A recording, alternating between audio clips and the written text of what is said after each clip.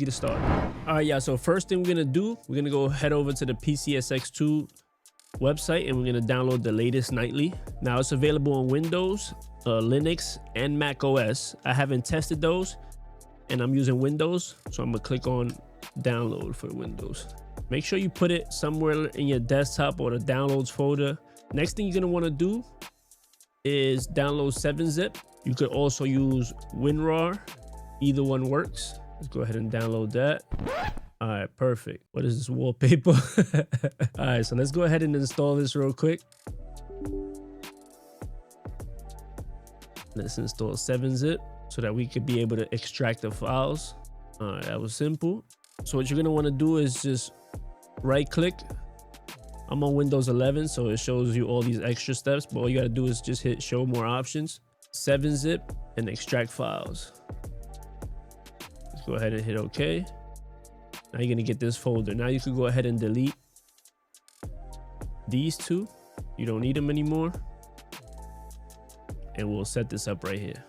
Whoa, hold on real quick. Yo, do me a favor, y'all. Make sure y'all hit that subscribe button. Make sure y'all drop a like and make sure y'all show some love in the comments. YouTube has been telling me through the analytics that you guys like the tutorial videos, especially like that Xbox emulator tutorial that I did before. You guys love that, man. So I'm gonna finally start listening to the analytics and get back on making these type of videos. Please make sure you hit that subscribe button and also let me know what other videos you want to see so that I could get to those right away, man. Much love.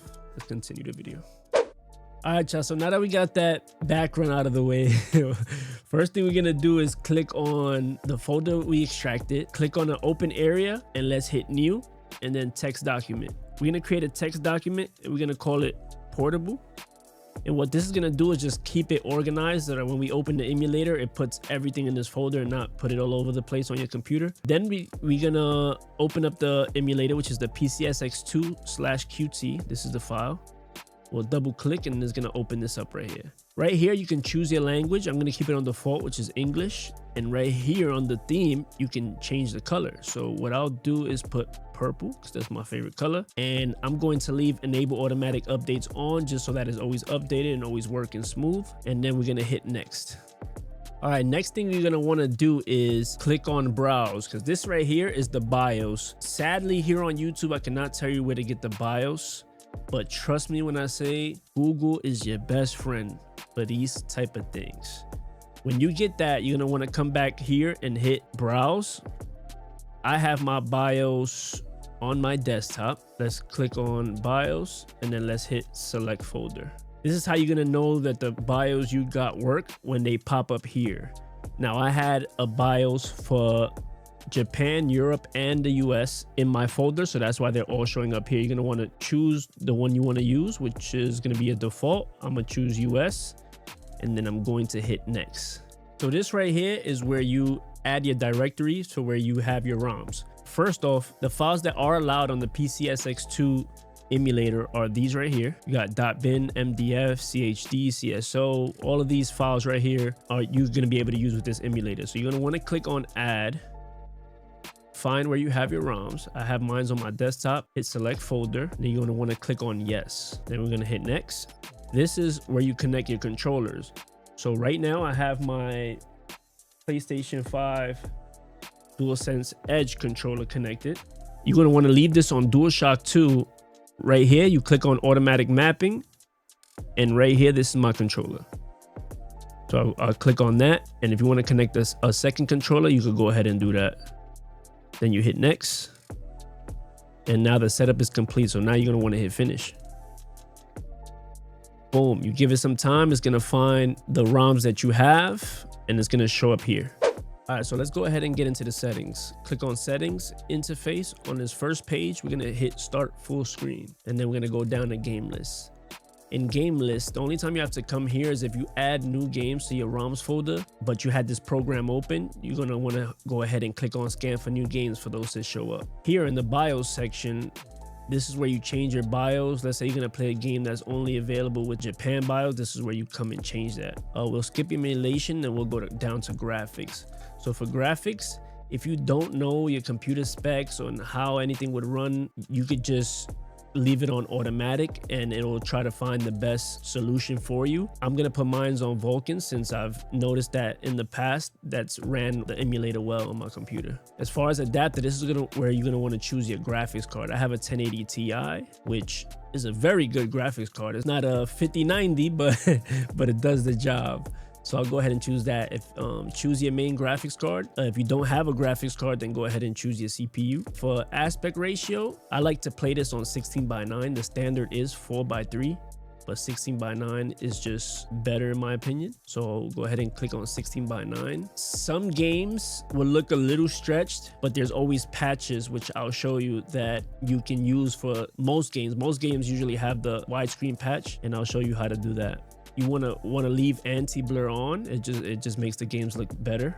Click on rendering. As far as resolution, I feel like the sweet spot is 1440, but you can, if you have a strong computer, you can go all the way to 8K, but I don't suggest this if you don't have a top-notch computer, because it's gonna just make your games slow, and plus obviously you need a monitor that can see that as well.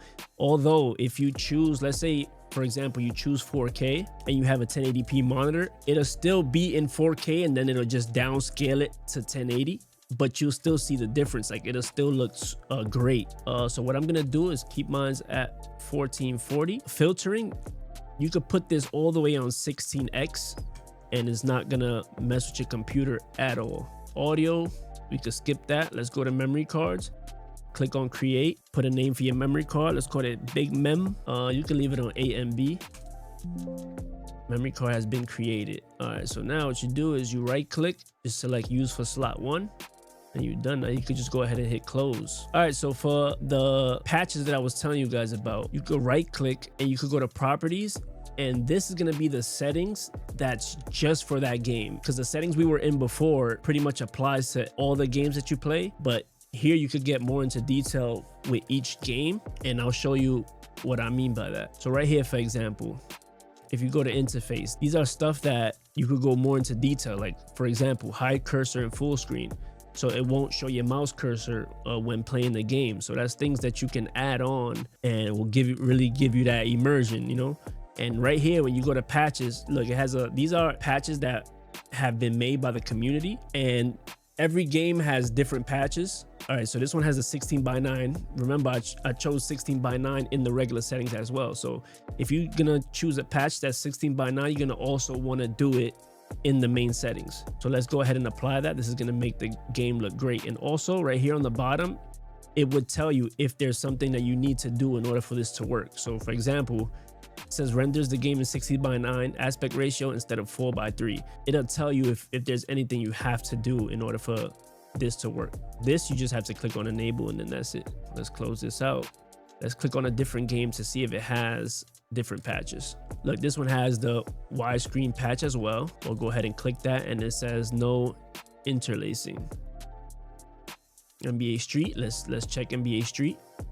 See, so most of the games are gonna have the widescreen patch, which is great, because then the games are gonna look amazing. Look at this game.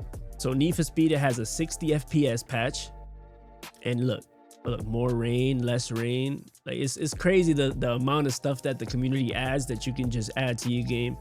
I'll leave it just with the widescreen, and that's how you can change settings either for the entire list of games that you have, or you could go into each game individually and see what patches the community made that can help boost the game. So the games are being shown in the list view. If you want to look at them on the grid view, you just click on this icon right here on the top left, and this is how to show it. Now I'm going to show you how to add artwork to these games. You're going to want to go to the GitHub page, link in the description. It's going to take you to this page right here. You're going to want to scroll down. You got 2 links right here. This is for the 3D covers, and the top one is for the default covers. Let's have some fun and throw on the 3D covers first. Quickest way to copy is to hit that icon right there, and then we'll go to tools and cover downloader, and then we'll paste that link right here. Hit paste, and then we hit start. Hey, that's fire. Let's go. All right, so that's how the 3D covers look, but let me show you how the default covers look anyway, so you can have an idea and choose whichever one you want. Let's go ahead and copy that. First, what we got to do is click on our folder, go to covers, go ahead and delete these from here because it would not change. Even if we repaste the link, it would not change the covers. Let's go ahead and close it. Open this back up, reopen it. As you can see, the cover art is missing. So now we hit tools again, cover downloader, and paste the link for the default covers and hit start. And that's how the default covers look. All right, y'all. So real quick, when you connect a PlayStation controller or an Xbox controller, it gets mapped automatically. But if you do want to change one of the controls, you just go to settings, controllers, controller port 1, which is where I have my PlayStation 5 controller connected, and this is where you change your buttons. Just wanted to let y'all know real quick, just in case y'all do want to make any changes to your controller. All right, so that's gonna do it for the video. Let's go ahead and launch one of the games and enjoy. Let's go. Let's go. Let's go. Yo, I'm fucking hype right now. You're not gonna Yo, nah, the graphics look crazy on this right now. Give me that. Give me that. Oh. Toby! Come on! Come here, boy. Yeah, I'm trying to throw him on this. Oh! Oh yeah, tough guy. Come here. Yeah! He blocked it! Alright, chat, that's gonna do it for the video. Hopefully you guys enjoyed that. Hopefully y'all learned a little something. If you got any questions, make sure you drop them in the comments below. Make sure you hit that subscribe button. Make sure you hit that like button and let me know what video y'all want me to do next. Peace.